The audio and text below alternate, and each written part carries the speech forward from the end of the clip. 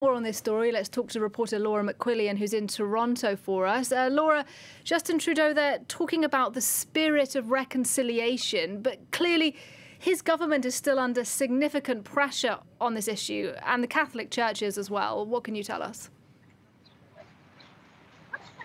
That's absolutely right. As more of these discoveries are made across the country, that pressure does grow on the federal government and on the Catholic Church to do more to support Indigenous communities, First Nations and other groups that are making these finds. They're using ground-penetrating radar. They're often footing the bill themselves to search residential school sites of these schools that were open from the 1800s through to 1996.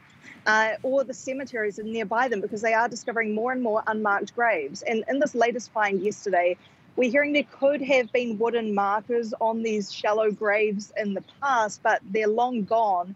So work is underway now to try and identify who is in those graves. Were they children from the residential school?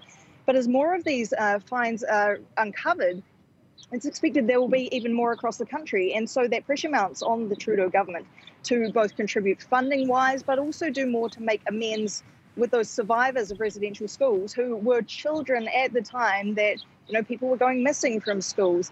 They've had to live with this legacy for decades and hundreds of years indeed. And so that reconciliation process is very much ongoing this Canada Day. And Laura, some commemorations for Canada Day are still taking place. Tell us a little bit about what's happening in different parts of the country.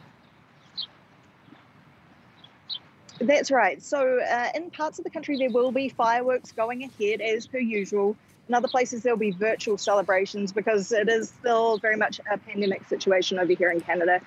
Some places, however, have cancelled their Canada Day plans in light of these discoveries, including Toronto, where I am. They would have had fireworks normally. They've said the cancellation is due to the pandemic. But today in Toronto, we will be seeing protests as well, vigils, sit-ins.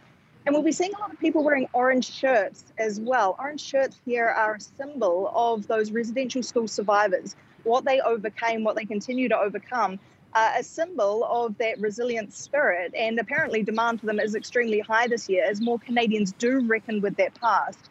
And just one other note, in the past day, we have learned as well that the Pope has agreed to meet with Indigenous groups and with residential school survivors on a visit to the Vatican later this year.